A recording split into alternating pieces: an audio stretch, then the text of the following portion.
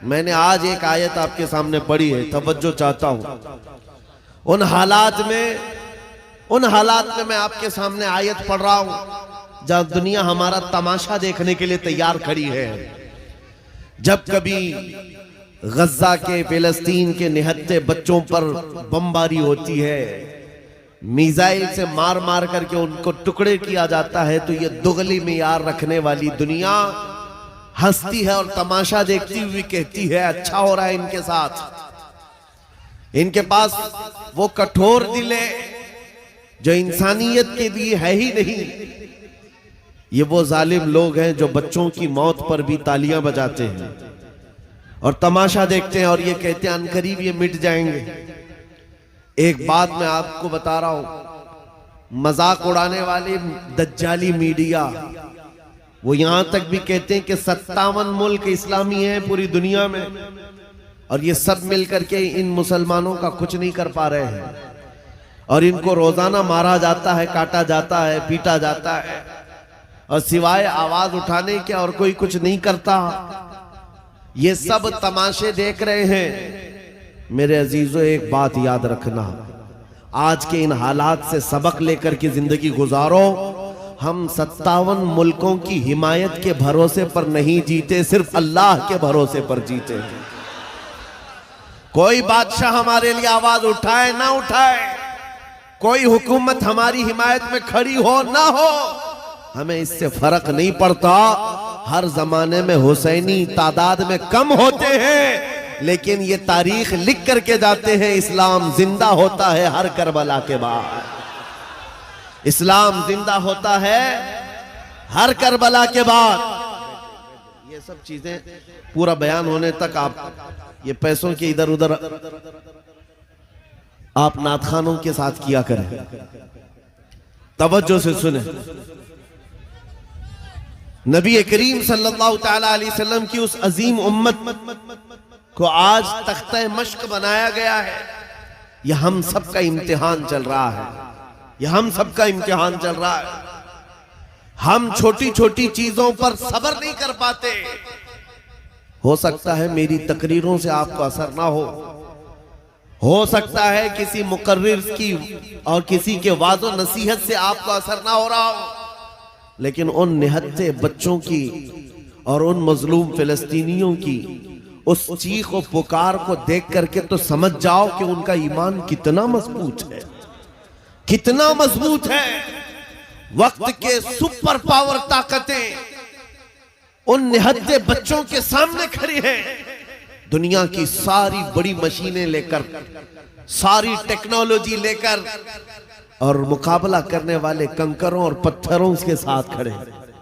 हाथों में कंकर है, पत्थर है, कोई मुजाहमत करने के लिए उनके पास छोटी चीज भी नहीं। उसके बावजूद भी दुनिया उनको आतंकवाद कहती है, दहशतगर्द कहती है, टेररिस्ट कहती है। इससे उनको कुछ फर्क नहीं पड़ता। मैं एक हदीस पाक सुनाता हूं। नबी करीम सल्लल्लाहु तआला अलैहि वसल्लम इरशाद फरमाते हैं, ला तज़ालु इसाबतुम मिन उम्मती युकातिलूना अला अबवाबि दिमश्क व मा हौलहा ज़ाहिरीन अलल हक़ ला यदुर्रुहुम ख़ुज़लानु मन ख़ज़लहुम इला अन तक़ूम अस्साअह औ कमा क़ाल रसूलुल्लाह सल्लल्लाहु अलैहि वसल्लम।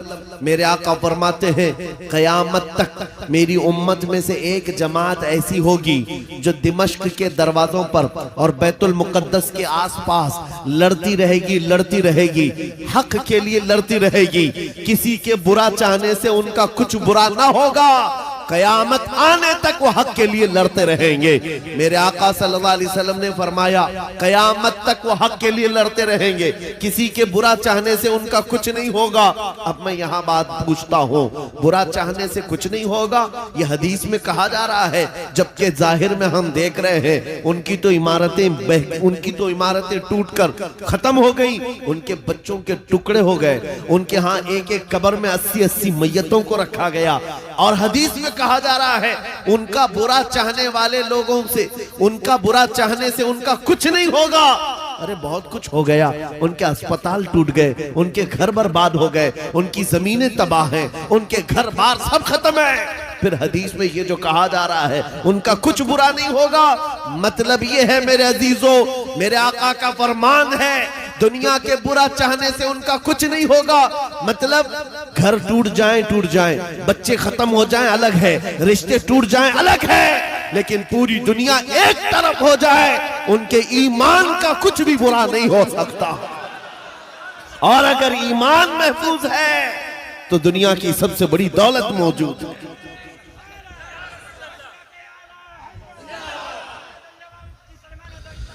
मैं ये चाहता हूं तूफान आएंगे, आंधियां आएंगी, तुम सबक हासिल कर लो। ईमान हो तो ऐसा ईमान हो, ईमान हो तो ऐसा हो।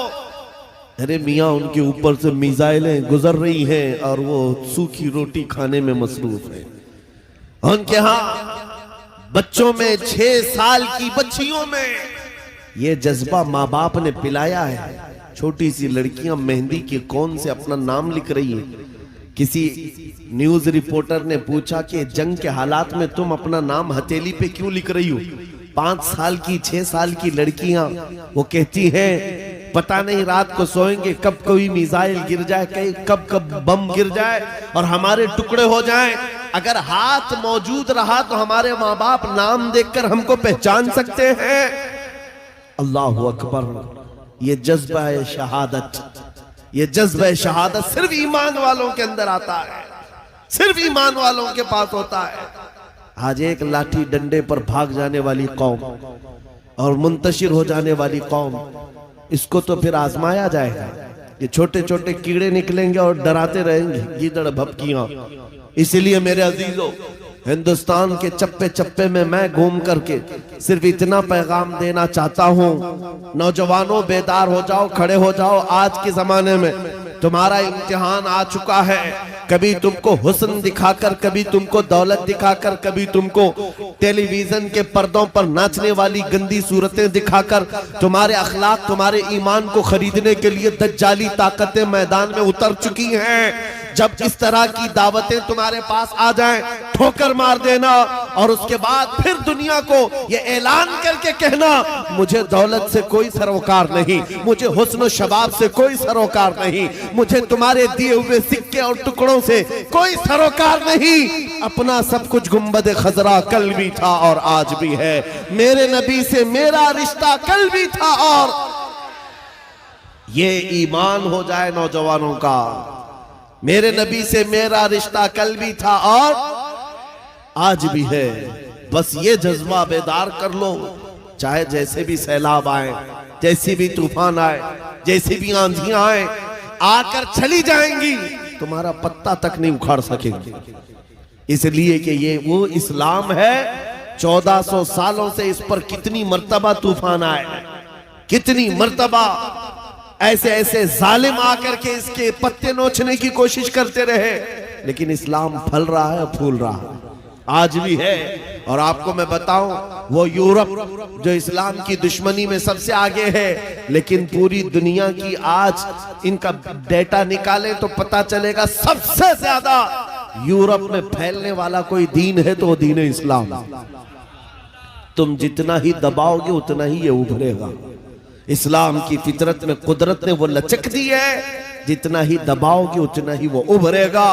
मैं नौजवानों से कहना चाहता हूं, तुम अपनी जिंदगी गेम में, इंटरनेट के इन गंदी तस्वीरों में, फेसबुक और इंस्टा में गुजार करके दुनिया से चले जाओगे तो कल क़यामत के दिन तुमसे भी सवाल होगा। जब छोटी बच्चियां चीख रही थी, जब उम्मते मोहम्मदिया पर सख्त तरीन वक्त आ चुका था इम्तिहान का, ऐ नौजवान तू अपनी नौजवानी कहां बर्बाद कर रहा था, किन अड्डों पर बैठा था, तू कौन से ताश के पत्ते खेल रहा था, तेरे हाथ में तो नशा था। अगर क़यामत के दिन सवाल हुआ, याद रखो मुहद्दिसीन फरमाते हैं सिर्फ अल्लाह का एक सवाल, मैंने तुझे जवानी दी थी, कहां खर्चा किया। इसका जवाब देते देते कुछ लोगों को 500 साल लग जाते, कुछ लोगों को 400 साल, कुछ को 500 साल लग जाते। आज अल्लाह ने जवानी दी है। मैं ये नहीं कहता कि सब उतर जाएंगे मैदान में और हम जंग के लिए जाएंगे, हमारे वो हालात नहीं है, लेकिन अल्लाह का फरमान है जब किसी कौम पर कोई आफत नाजिल होती है तो ये इबरत की जगह होती है, इबरत का वक्त होता है। इंसान को चाहिए कि वो अपने अंदर और बाहर को सही कर ले, अपने अंदर और बाहर को सुधार ले। ये रात भर गाने सुन करके सोने की आदत को बदल दे, नमाजों को तर्क करने की आदत खत्म कर डाले, अपनी नींद को सबसे ज्यादा अहमियत देने की आदत खत्म कर डाले। तुम्हें अगर जन्नत की ख्वाहिश है तो ये दुनिया का ऐश छोड़ दो। अगर मुस्तफा करीम सल्लल्लाहु अलैहि वसल्लम के पड़ोसी बनना चाहते हो जन्नत में, तो यहाँ की अय्याशियों को ठोकर मार, तुम्हारे लिए बहुत खूबसूरत जन्नत है जो अल्लाह ताला की तरफ से बनाई हुई है। मैं उन दिनों में आपसे वो आयत करीमा पढ़कर सुना रहा हूं जब हालात ऐसे सख्त हैं। लोग कहते हैं मौलाना अभी भी आप कह रहे हैं कि ये आयत का तर्जुमा सुन। रब फरमाता है वो अल्लाह है जिसने अपने रसूल को दीन हक के साथ भेजा और हिदायत के साथ भेजा, इसलिए भेजा कि ये दीन पूरी दुनिया में गालिब आ जाए, ये दीन पूरी दुनिया में गालिब आ जाए। तवज्जो चाहता हूं, जब हम ये बात करते हैं तो कुछ लोगों को लगता है कि इस जमाने में ये दीन कैसे गालिब आएगा। आपको तो मारा जा रहा है, आपको काटा जा रहा है, हर जगह से तो आपको खत्म किया जा रहा है, ये दीन कब गालिब आएगा। मैं कहता हूं इस तरह की और भी जुल्म आ जाए तब भी मैं कहूंगा कि दीन गालिब आएगा, क्योंकि ये मेरा कौल नहीं, मेरे रब का फरमान, रब का फरमान है। अल्लाह करीम ने फरमाया है तो होकर रहेगा। आसमान नीचे आ सकता है, जमीन ऊपर जा सकती है, लेकिन मेरे मौला का कौल झूठा नहीं हो सकता। कुरान का फरमान गलत और बातिल नहीं हो सकता। दुनिया में ये दीन गालिब आएगा और वो वक्त करीब है। जुल्म जब बढ़ जाता है तो अल्लाह तबारक व तआला की तरफ से जालिमों के लिए अजाब आता है। चंद दिन के बाद देखना जब रब तबारक व तआला की पकड़ होगी इन जालिमों की, तुम इनको अखबार के किसी कोने में भी नहीं पाओगे, इनका नामो निशान खत्म हो जाएगा। हम यहाँ पर तारीख के झरोकों में देखते आए हैं नबी पाक सल्लल्लाहु ताला अलैहि वसल्लम की अजमत और उनकी शान पर भौंकने वाले कुत्ते चंद दिनों के बाद ऐसे गायब हो जाते हैं, उनका कोई पता ही नहीं होता, उनका निशान भी नहीं होता। आपको मैं तारीख पूरी अगर बताऊं, एक दो नहीं कई गुस्ताखे रसूल आए, कितनों को याद है उनके नाम, कितनों को मालूम है उनकी तारीफ, लेकिन मेरे नबी की तारीफ करने वाले हस्सान बिन साबित से लेकर के इमाम अहमद रजा तक हर आशिक रसूल लोगों की जुबानों पर नहीं, लोगों के दिलों पर हुकूमत करता नजर आता।